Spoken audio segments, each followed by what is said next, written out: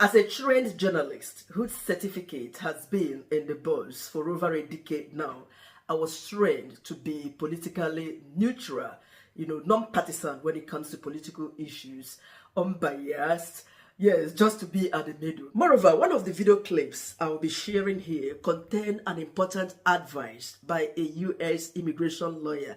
You might want to listen to him regarding his advice if you are to travel to the U.S. or to leave the U.S. at the moment. Please pay attention to all of the speakers in this very video. If you are not a U.S. citizen, don't come to this country. If you are here and you're not a U.S. citizen, I don't care what kind of documentation you have, and I don't care how long you're staying, whether it's for a week or years, go. If you can go, go. And I know this is what they want, and I hate it because I love to be like, resist. But ending up in an ICE detention facility is not an act of resistance. And it does not matter if you are white passing. It does not matter how smart you are or what you're contributing, or if you're just visiting and you're a tourist. Don't. It's not safe here. We're not safe. They are detaining U.S. citizens. They are detaining tourists. There was a 28-year-old backpacker, a young woman, who is now in an ICE detention facility. It does not matter. If you're leaving and I can come with you, I would love that. Let me know how to do that. I have a master's degree and I'm a very nice person. I'll be very good to your country. But this ain't the place. Get out while you can. And do not send your kids here as foreign exchange students. Do not send them on a student visa. Do not think you're going to come over here and do some kind of medical residency or scientific research. Don't do it. Don't do it. Don't marry somebody from here. Don't do it. We're not safe. We're not a good country. We're under authoritarian rule at this point. So, sorry about that. Fucking sucks. Bye.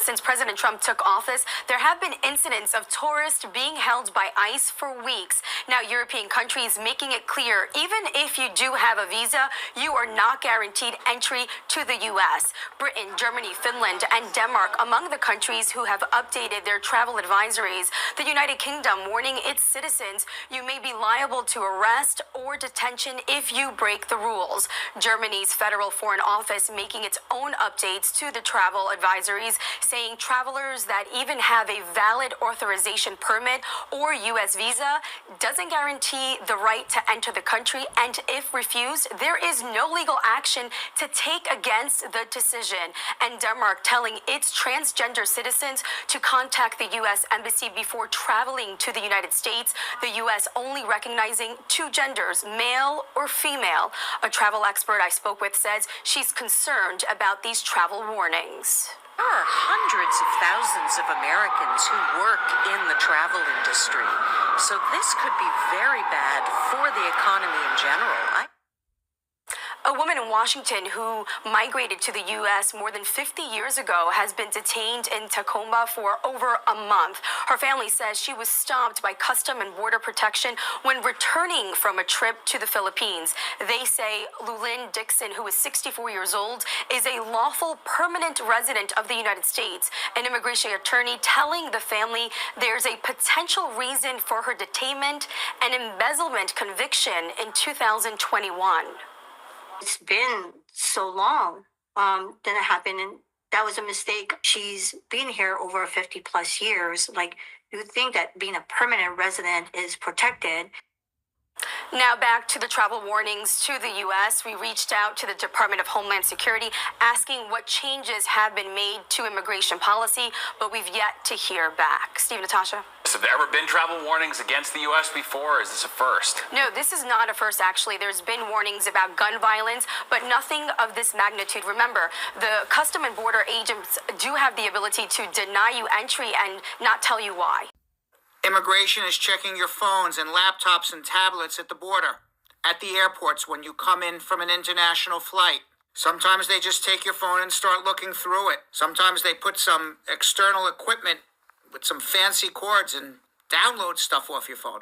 What an obvious invasion of privacy, but if you're a visa holder and refuse, you may not be allowed into the United States. And unfortunately, your rights are limited at the border. Simply because you haven't entered the United States and the U.S. Constitution only applies in the United States, not out of it.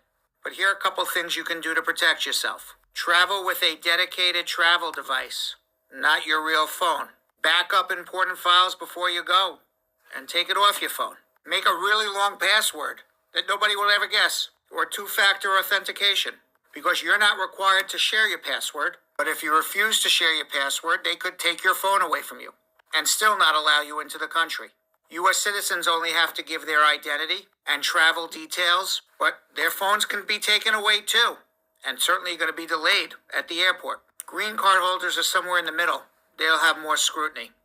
Sign out of important apps, limit cloud access, even try to encrypt your device. If your phone is taken, try to write down everything that happens. Try to get the names of the CBP officers who are delaying you and reviewing your personal information, and always remain calm. Don't argue. Don't get in anybody's face. Not helping anything. You'll lose that argument every time. If you're not a U.S. citizen, you should not leave the United States. Hi, I'm Jim Hacking, immigration lawyer practicing law throughout the United States out of our offices in St. Louis, San Diego, and Washington, D.C. I'm shooting this video in mid-March 2025, and I'm here to tell you that we've been seeing stories left and right of people who have valid immigration status not being allowed back into the United States. And it's sort of scary. We saw just this last week a green card holder get deported, a lady who had a pending green card case who flew back from Puerto Rico get deported. We saw the actress from Canada who had the TN visa, went to the border to get a visa renewal and was not only denied her visa, but she was also taken into custody and detained for 10 days around the southern border before she was sent back to Canada. So these are unusual times that we are in. These are the frontal attacks by Customs and Border Protection on immigrants at the border that we're going to see more and more of, and we're getting more and more news stories of. Now, historically, there have always been people who get refused at the border, right? But what we're seeing is the legal immigrants having their rights taken away, being detained, being forced to try to waive those rights, and being asked to surrender their green cards at the border. So if you are a green card holder, if you are an H-1B visa holder, if you are a student and you are in the United States, anybody who is not a U.S. citizen should not leave the United States. We're giving it until the end of the year, until we can see how litigation impacts this, how changes and things that happen at the border.